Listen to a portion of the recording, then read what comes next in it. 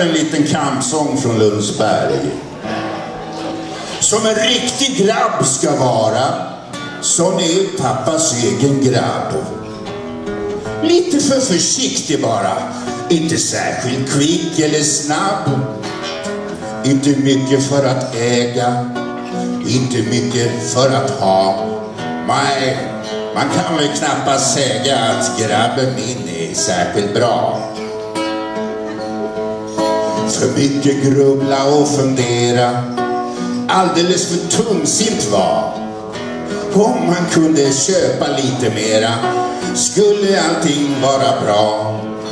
Och varför hålla på principen? Varför så förbannat djup?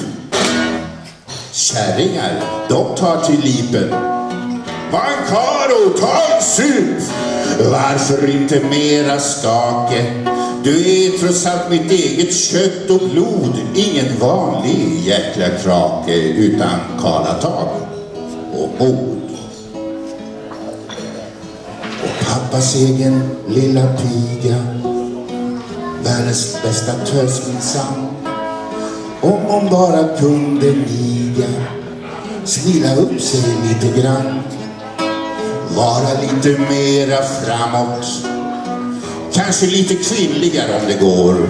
Och framförallt ta och skaffa sig en kam åt den där jävla tofsen hon har som hår. Inte heller hon är särskilt mycket för att äga, inte mycket för att ha. Så man kan väl knappast inte säga att heller dottern min är särskilt bra.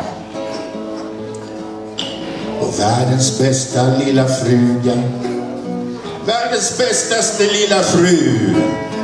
Mitt på dagen kan hon duga, efter 6 och före 7. Inte heller hon är mycket för att äga, inte mycket för att ha. Så man kan väl inte knappast säga att heller min hustru är särskilt bra.